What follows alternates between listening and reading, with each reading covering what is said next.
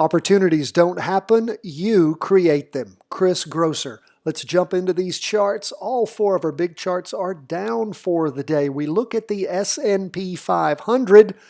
We still have the price percent oscillator positive. It is flat. The derivative oscillator losing momentum. We have not hit a higher high than last week so far this week. We go from the weekly to the 2-day, and we can see that it's fairly well laminated. Still in a 2-day crossover or a 2-day recross going up. So again, we'll continue to keep our eye on things and see if this is going to bound any higher. We leave the 2-day, we look at the half-day, and that's where we can see the weakness up a little in the morning, rolling over in the afternoon. So again, a very weak 2-day crossover. We'll continue to monitor that, see just what is happening and how much more there is to go in this market as far as upside. Let's move from the S&P 500 to the Nasdaq 100. What do we see there? Last week the high was 319.39. So far this week 317.53. So a lot of weakness there. Where are we as far as the price percent oscillator itself goes? It's just above the red signal line. If it's a big day tomorrow, yes, we could have a weekly vertical crossover going down. Don't know that it's going to happen.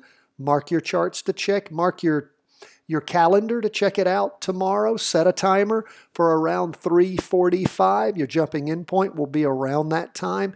If there is a lot of down move in the market, don't know that's going to happen, but we're going to definitely pay attention to it.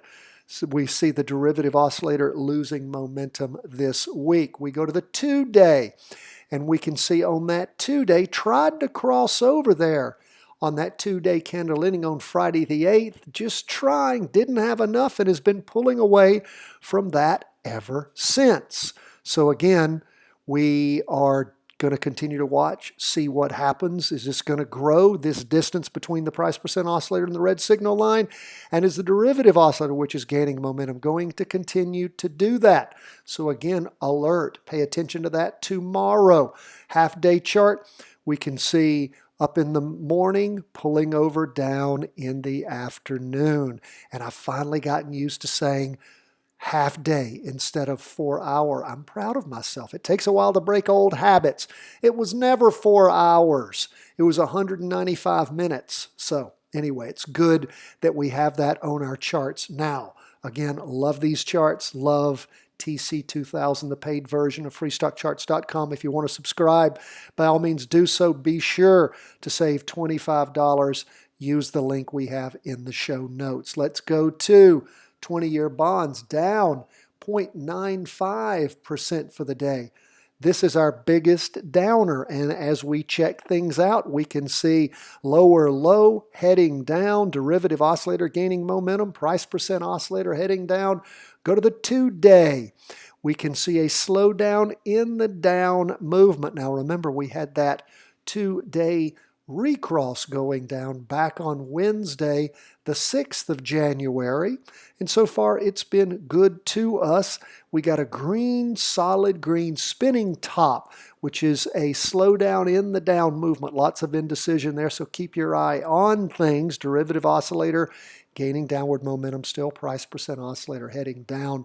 We look at the half-day chart, and we can see where we had a day of strong up movement. Of course, that was on Wednesday, but things teetering over, heading down on Thursday, which is good. So we'll continue to watch and see where things go. We look at price movement well below the weekly and the 2-day trend lines. You pay attention to those things, and we'll continue to do so and see where this inverse trade takes us. Lastly, we go to gold down 0.05% for the day.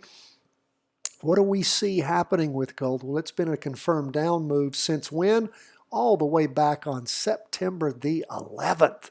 We did have 5 weeks of up movement. That ended with this week. Strong down movement. Price percent oscillator pulling away from the red signal line. Derivative oscillator still losing downward momentum. 2-day chart. Were you paying attention? Were you keeping an eye on that 2-day chart? Well, it closed over going down, didn't it? Didn't it? So that is what we call what? A 2-day recross. Now, not super strong. It is a down candle, but it's a solid green down candle. Means a slowdown in the prior down movement. 4 days of strong down movement. These last 2 in this 6-day period. Slowing down, but again, derivative oscillator negative, price percent oscillator, both crossing over at the same time. We're going to bring over our 2-day crossover line, and we're going to adjust our candle. And that's not really a candle, that's an arrow.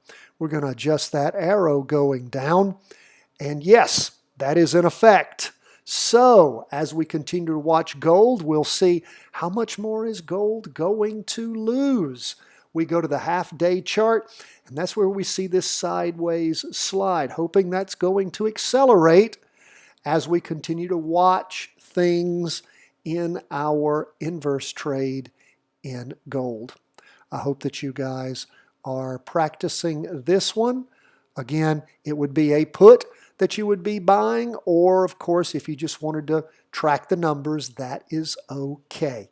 Folks, that's where we are as we end with our 4 main charts. But as a little surprise for all of you who've stayed around, going to take a look at Bitcoin. Bitcoin up for the day 14.61%. For most things, that would be BS crazy. But my friends, it's Bitcoin.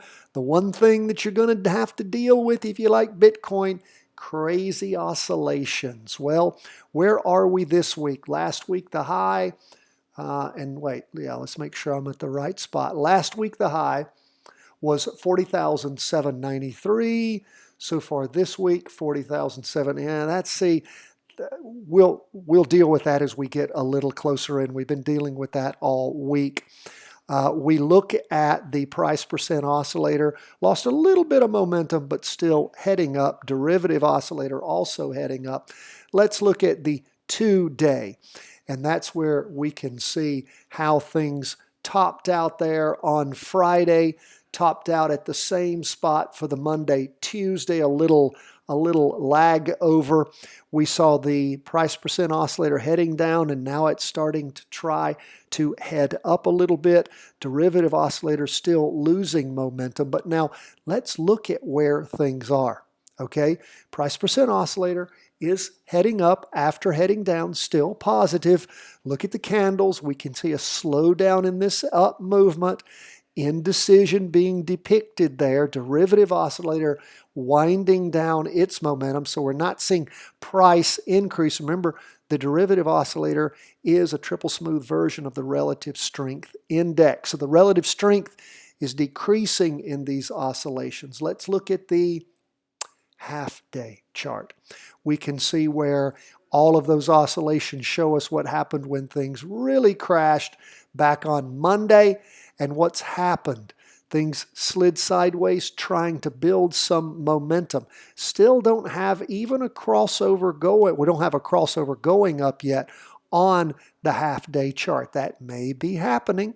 Now, those of you who are saying, does that mean that I get into Bitcoin? Well, what I would urge you to do is backtrack and see how accurate those things have been. They have potentially stung you in the past. So you do want to be careful. Go back, backtrack how accurate those have been in the same scenario in which you find yourself, where the 2-day and the weekly are in confirmed up moves, and see how often this half-day recross going back in the same direction has worked. It will, again, the problem you run into when you deal with smaller charts is more oscillation and typically less accuracy. How do you make those determinations on what you should do?